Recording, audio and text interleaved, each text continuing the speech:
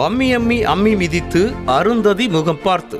இந்த வரிகள் அடங்கிய பாடல் ஒலிக்காத வீடுகளே இல்லை என்றே சொல்லலாம்.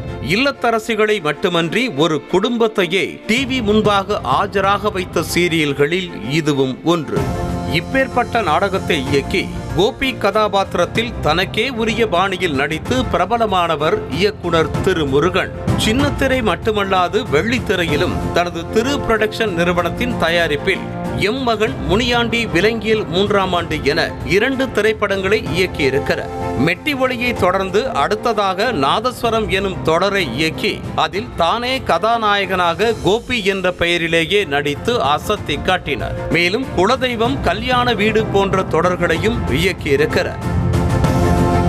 கடந்த 25 வருடங்களாக சீரியல் உலகில் முடிசூடா மன்னனாக வலம் வந்த திருமுருகன் கடந்த 3 ஆண்டுகளாக சீரியல்கள் எதுவும் இயக்காமல் மௌனம் சாதித்து வந்தார். இப்பேற்பட்ட மெகா சீரியல்களை தந்த கோபிக்கு என்ன ஆச்சு என அவரது ரசிகர்களும் சோசியல் மீடியாக்களில் கேட்டு வந்தனர்.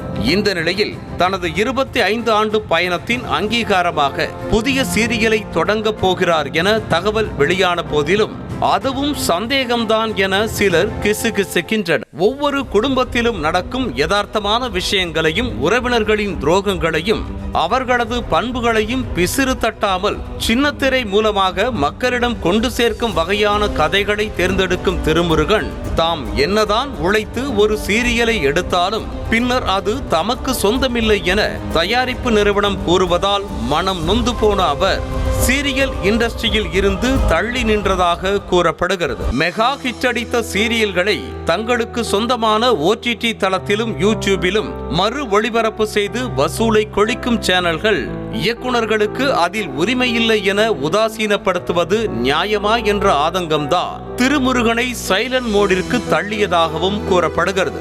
திரு பிக்சர்ஸை தொடங்கிய பின்னும் இதற்கு தீர்வு கிட்டவில்லை என்கின்றனர் அவருக்கு நெருங்கிய வட்டாரத்தினர்.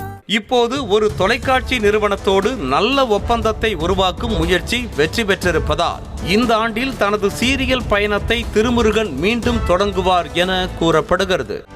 செய்திகளை உடனுக்குடனும் துல்லியமாகவும் தெரிந்து கொள்ள சப்ஸ்கிரைப் பண்ணுங்க.